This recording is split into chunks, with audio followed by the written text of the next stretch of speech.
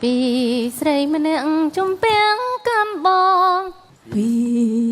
ស្រីម្នាក់ចំពាំងកំបងឥឡូវសុំម្ដងទៀតមក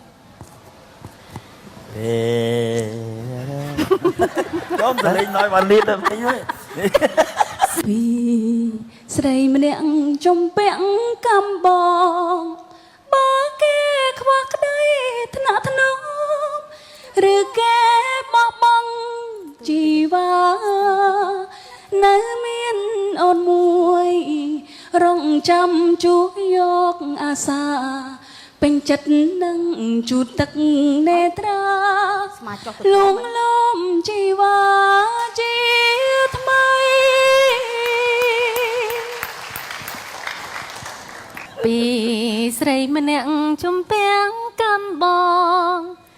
បើគេខ្វះក្តីថ្នាក់ថ្នមឬគេបោះបង់ជីវ៉ាពេលច្រៀងសមឲ្យខ្ញុំស្ដាប់ពីរោះឥឡូវសុំម្ដងទៀតមក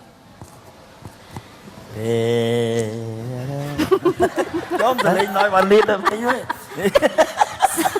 ឥឡូវពូនឹងអញ្ចឹងអត់ទេមិនលោកគ្រូខ្ញុំចង់រត់ដល់ពេលអូនលើកទី2មានសលេងធំហ៎ឥឡូវណាចាខ្ញុំទុកឱកាសឲ្យមួយទៀតទេណាតែធ្វើបងពេញចិត្តបងជូនបន្ទុកបើអត់ពេញចិត្តគឺសុំបាយបាយ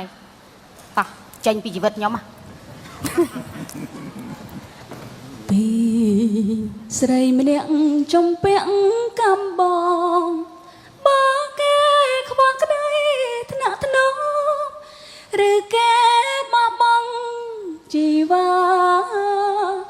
នៅមានអូនមួយរងចាំជួយយកអាសាពេញចិត្តនឹង